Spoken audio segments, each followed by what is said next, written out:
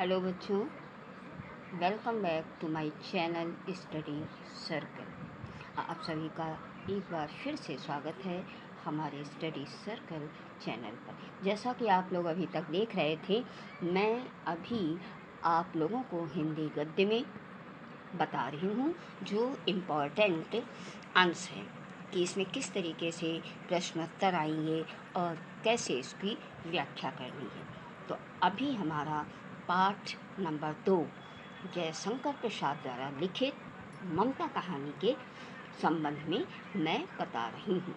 देखिए ये कहानी कैसे है कि जयशंकर प्रसाद द्वारा रचित ममता कहानी को मुख्य पात्र ममता रोहतास दुर्ग पट के मंत्री बाल विधवा है।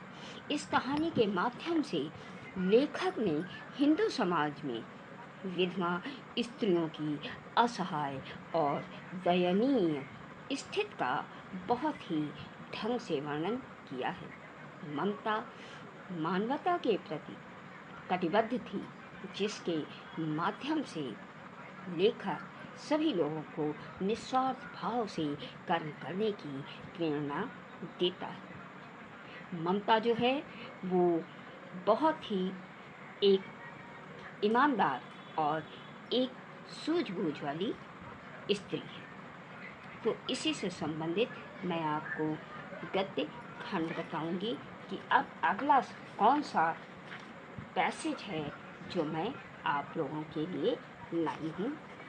अब आप स्क्रीन पर देख रहे होंगे, ये स्टैंजा है जिसको मैं आपको बता रही हूँ। अश्वारोही पास आया, ममता ने रुक रुक कर कहा, मैं नहीं जानती कि वह शहंशाह था या साधारण मुगल, पर एक दिन इसी झोपड़ी के नीचे वह रहा।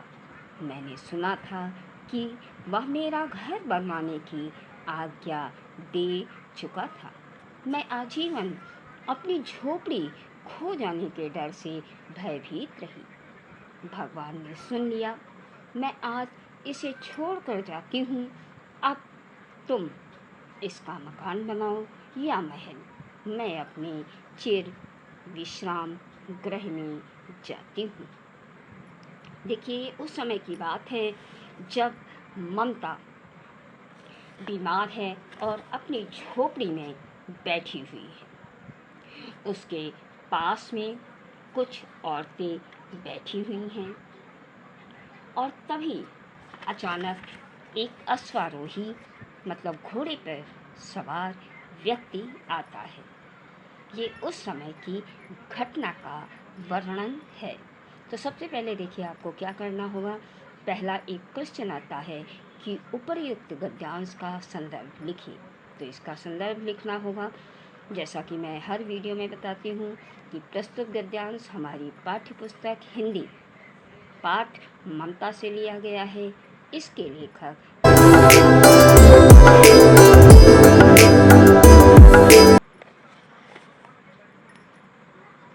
जयशंकर प्रसाद जी हैं।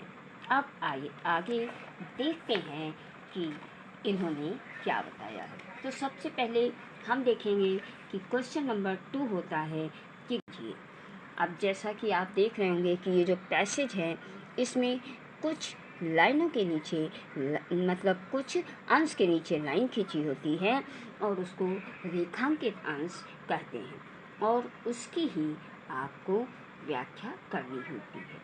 तो आइए जो रेखांकित अंश होते हैं उनकी मैं व्याख्या बताती हूँ। मैं पूरे की आपको व्याख्या बता रही हूँ क्योंकि जिससे कोई भी लाइन आए और आप उसकी व्याख्या कर सकें।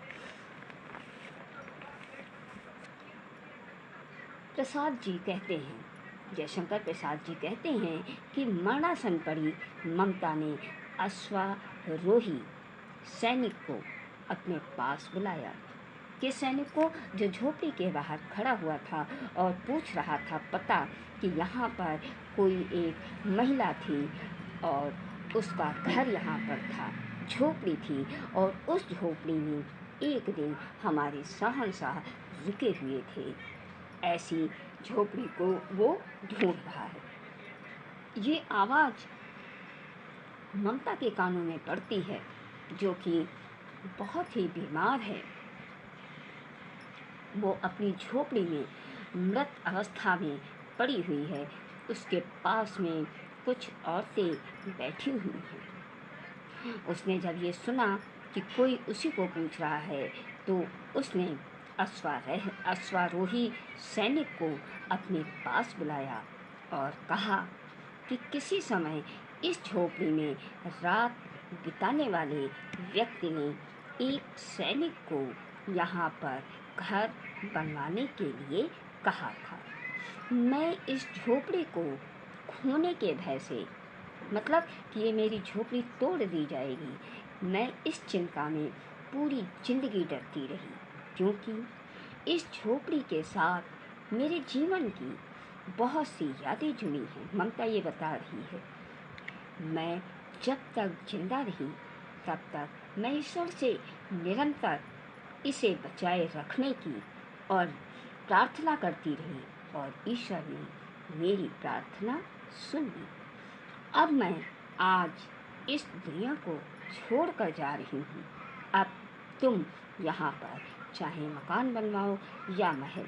ममता उस अश्वारोही से ये बताती है कि मैं आजीवन इसी डर में जीती रही कि कहीं मेरी ये झोपड़ी तोड़कर यहाँ पर कुछ दूसरा मकान न बनवा दिया जाए, और मैं निरंतर ईश्वर से इसको बचाने हेतु प्रार्थना करती रही, और भगवान ने मेरी वो प्रार्थना भी सुन ली।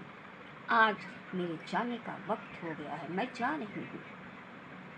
अब तुम इसको चाहे महल बनवाओ या मकान, मैं तो मृत्यु की गोद में चिर विश्राम करने जा रही हूँ, जहाँ मुझे अनंत काल तक विश्राम मिलेगा। ये ममता उस अश्वारोही से कहती है, उस घुड़सवार से कहती है। जीवन क्यों भयभीत रही, अथवा आजीवन भयभीत रहने का कारण लिखिए। शहंशाह शब्द किसके लिए प्रयुक्त हुआ है, या चिर विश्राम गृह से क्या आशय है? ये अन्य हमारे क्वेश्चन हैं, आइए इनको भी देखते हैं। अभी मैंने आपको इसकी व्याख्या करते हुए बताया कि ममता आजीवन इसलिए भयभीत आदेश दे दिया जाए और उसके सामने रहने की समस्या आ जाए।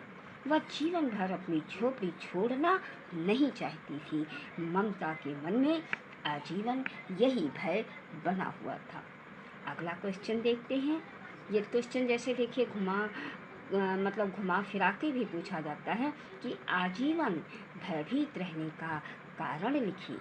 तो आजीवन भयभीत रहने का कारण ये था कि कहीं मेरी झोपड़ी गिराकर यहाँ पर कुछ और न बना दिया जाए, जिससे कि मेरे रहने का स्थान जो है वो मुझसे छिन जाए। ये ममता का भय था।